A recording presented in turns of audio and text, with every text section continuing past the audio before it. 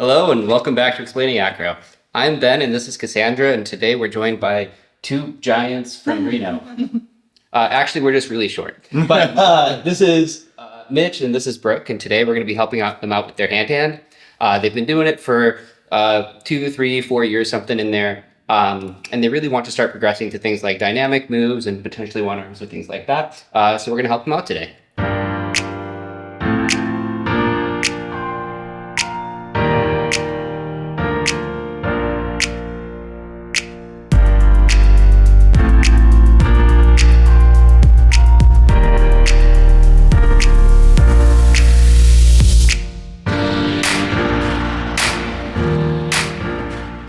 Let's start.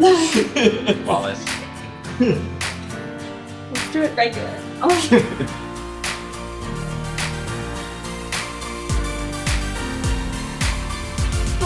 You're kind of starting maxed out in your shoulders, which now means you have to like lever onto that. So just try to relax a little bit in the shoulders before starting. And then as you jump, push. See if there's just if that changes anything. There you go. A little bit, yeah. Whoa. Yeah, so that's a common thing I've seen, or that I was even taught, like hand to hand, was to start like, like this. Yeah, like really. But then I have to like press, where if I start here, I can like jump and lever into it a little bit. Use the shoulders a little more. Yeah, and it's a lot easier. For the other one takes a lot of abs. Yeah, and Mitch, the thing that I was seeing in your elbows hand to hand, you're starting with your wrist like a little bit past your elbow, which is going to be just more difficult for you. And for her, she's trying to feel like straight into the ground, and that line isn't like super vertical. So like it's not going to be like literally over it, But it should be really close. yeah. And like if you have like a kettlebell or like weight there, so right now I can tell that it's starting to go that. So once like right about there, I can push straight down into the ground with that.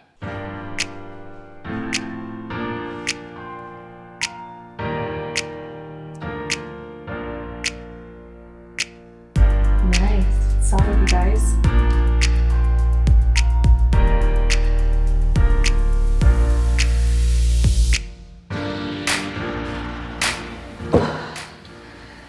The hard part for me going up and down is that the cue is always like, flyers, hold your shape, just stay really still, just don't do anything. But I feel like I'm like having to fight the whole time to not either like fall over that way or stop him from pushing me up. So I'm wondering what you think about in your body when you're being moved like that.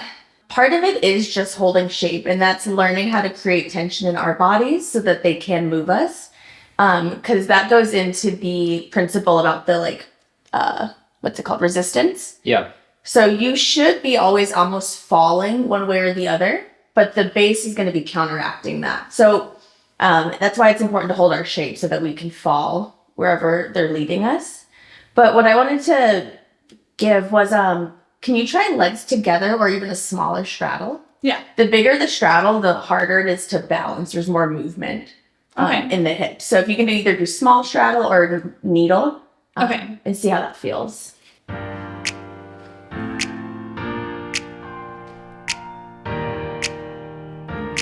Nice. Bring the toes a little towards your head face. Ooh, yeah, there you go. That was a beautiful line. Okay. But yeah, where some of the movement's coming from is the hips are a little, is it open, I guess? So that's going to cause a little swaying. So if you just bring a slight pike, squeeze the butt, that's all I was trying to get. And that'll just make the line a little more vertical. You're doing like a lot to like chase Brooke and like help her balance. Conceptually with the balance, I think that the flyer is largely responsible for that front part of the balance. Right. And like with that elbow going there, I think some of that is you going to get her. But the point of like this low hand is to get things like super quiet. So we want her to practice actually controlling that front edge. So the way you can really help with that is providing like a nice platform, being really stubborn there and pushing up and in. And like while we're down here, like if she's going over, honestly, like let her cart go out or things like that, and sort of allow her to like figure out what it means to like balance in the front of the hand and like control that part of the balance herself. Yeah, with that, and you're the falling slightly forward, that's where you really want to use these fingers and you push into the base, and that's how you create that resistance. So if you feel like you're falling this way, right? Yeah. Push hard into the fingers, and that's the flyer's job. And if you're falling backwards, the base is going to do that to you, and that's their job to push you back. Yeah, so it's like if you're standing on the floor and you like lean forward, you can like say, okay, I'm using my toes to like hold myself up, and then if I lift them, I'm gonna like actually fall. So it's like that same idea that you're using your fingers to stop yourself from falling forward. You don't want to be like maxing out or anything like that, but you want to be like solidly in the fingers, and if it goes too far, you can give like a little bit of extra push to like stop it from going over. Okay. Yeah, so let's try that.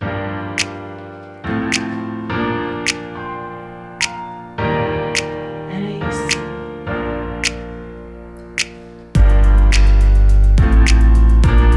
Squeeze the butt.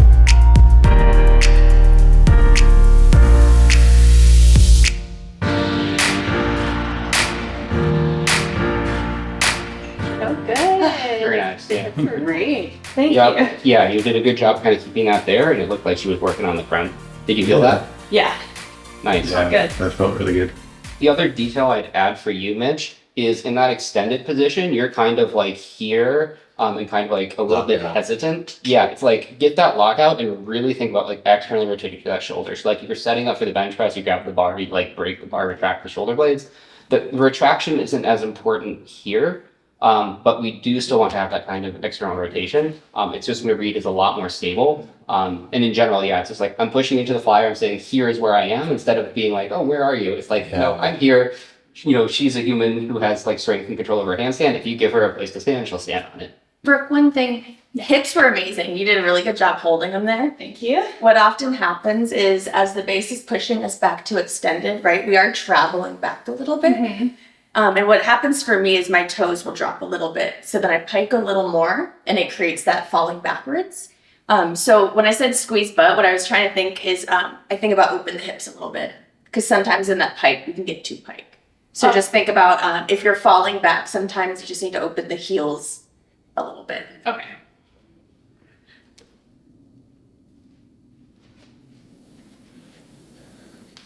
Nice. That looks much better.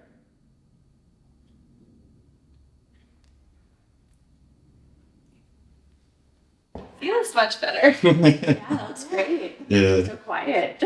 Yeah. So right now when you're moving, or the base is moving, there's a little bit of chest movement happening. Yeah, so when we're looking to do like dynamics tricks and like that, we're throwing through the flyer's line.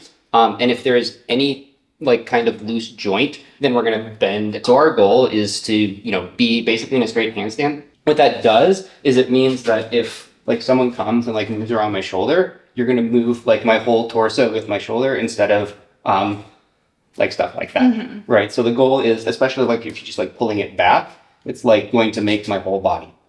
So we want to have that like crazy whole body tension such that the whole body moves as one unit. Okay. And a good way that I like to practice that is just the drill on the knees of just here and just lifting up. And even here, I'm thinking about externally rotating on the ground as I'm pressing up. So here, I'd put your hands by your knees.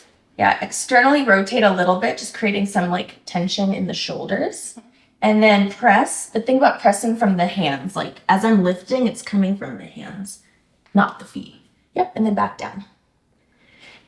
And on top of that, helping the arms, it's also really going to teach the body how to engage the abs, which will help with keeping ribs in. Hand. Just think about the belly button. And this is also a case too where like she has like a lot of strength, and this is a good cue to like move through it. Something that I can find to be helpful in times like this too is like if you put your arm up, so kind of like what I was doing with the pull and stuff like that, you can see that there's things going on there. So like really wrap that. Yeah. So now I can't really move that shoulder backwards. And then I can like challenge it so like even more around. Yeah. So now it's a lot more stable than it was before. And you can just do these types of things where you're just challenging in a couple areas and feeling where it moves easily. And then you can kind of cue generally rotation. Sometimes there's like problems with shrug, but I don't like to cue that in general because a lot of times people will over shrug and then you're actually losing tension. So if you like push your hand as high as possible, like. And that becomes almost like a Mexican handstand at that point, which isn't stable. So we have to actually like help keep it. Yeah, and like Mexican handstands have a place in Acro too, but like that's you're holding here, you're letting them make a shape. You're not going to throw someone in a Mexican handstand generally. Right. Yeah, because that becomes an energy leak where now all the energy is going out the back rather than like through your whole body. So try the hand to hand again low, but I want both of you guys to think about a little bit of that external rotation. Okay.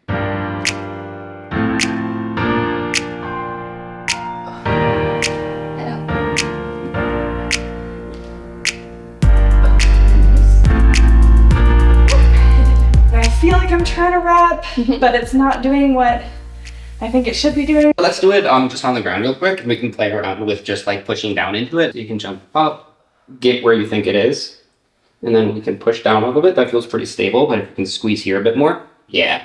And now resist this twist. Yeah, really don't let me twist you. Yeah, that's much better. Nice, keep this tight. Yeah.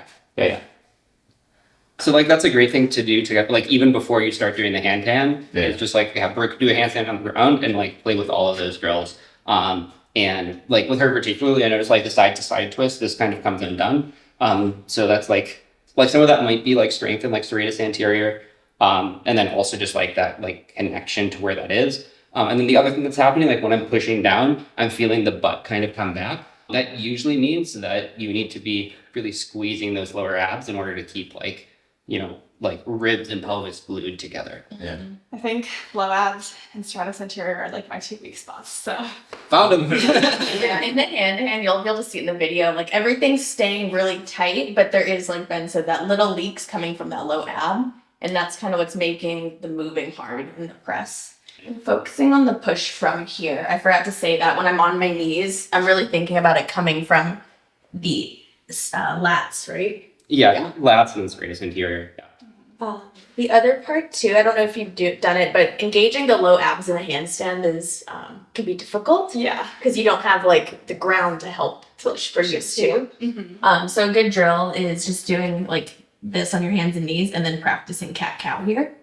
Got your knees off the ground for this? Yep. Yeah. Floating knees, and then just cat cow with the low belly up, and just engaging the cores as you curl in. Yeah.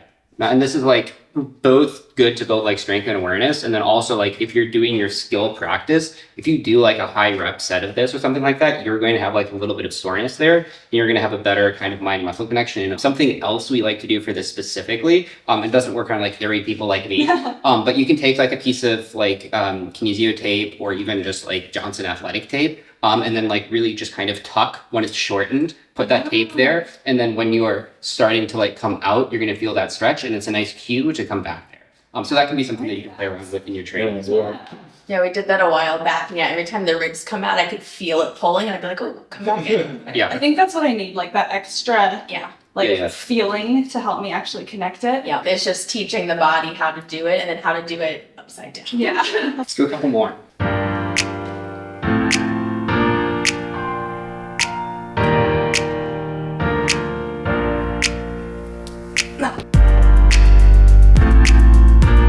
You can be a little more just confident of like, here it is, receive, boom. Just like go to your extension, rack, don't like, Yeah. yeah. And Brooke, same thing. I kind of want you to think about just pushing the hands down and getting your handstand line. That's Okay. about balance, but quick. Okay. Yeah. Oops.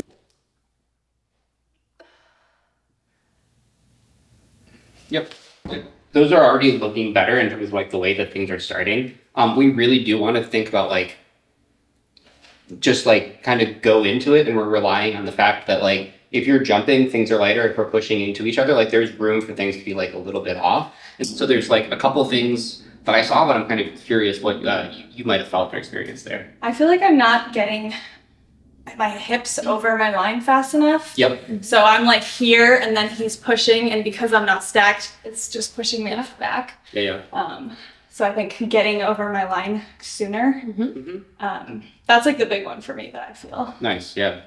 Your cue about me just hitting my line, when it worked, I felt it. Yeah, and it's not gonna click like immediately when you're doing that, right? So like, you know, your last couple reps were less successful than the first couple in terms of like, did you get up to like the hand cam? But in terms of like the things that were happening earlier, like that's more the direction we want to do. So we're like, when we make technical changes and things like that, it's not always going to be perfect immediately. Mindset shift from always trying to hit the hand versus like doing it the right way. Yeah. Same thing for flyer. Like when your base is changing that, just know now you're gonna have to change. I want you to think shoulders just a little bit more forward in the jump as you go down. That'll just help get the weight over a little more, and then also let the hips come up. The other thing was think about keeping the head out. You have a tendency, kind of like me, to start to tuck your head a little bit. Okay. Which then pushes the handstand over.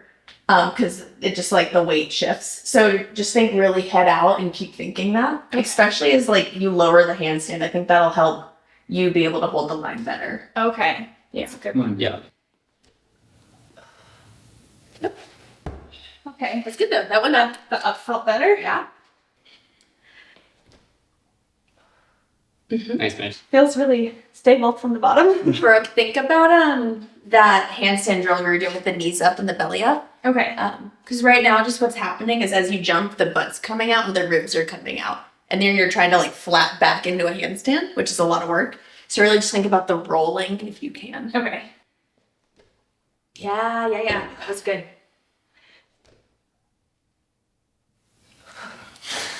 Yeah. You know, on those, your shoulders are just a little bit closed. If you're here and there's push, like it's gonna tend to like make the shoulder close. So like really think about driving to finish. Just like how the base is bossy with like here I am. Flyers, we have to also be bossy with like here's our line. This is where we are. Yeah. And that just takes reps and practice. So you guys, like Ben said, are doing all the right things. I think in a few days of doing this, it's going to start clicking. Because it's really just figuring it out in the body. Yeah. Yeah. We hope that you enjoyed the lesson so far. We spent some time after this working on standing handstand as well, and we felt that it deserved its own video. If that's not out yet, stay tuned, but otherwise there will be a link somewhere around here or at least down in the description below. Thanks so much for watching, and thanks to Brooke and Mitch for being such good sports and letting everyone watch your lesson. If you want to see more things like this in the future, let us know in the comments section. If you want coaching from us, you can reach out on Instagram or via email in the link that's in our bio, and subscribe for more content in the future. They're worth it. Thank you guys. Bye, everyone. Thank you. Over the top? How do we get down? We'll just go. Slide down your back. Sure. I'm gonna just do that. My foot cracked when I was up there. I like climbed and then my foot just like curled.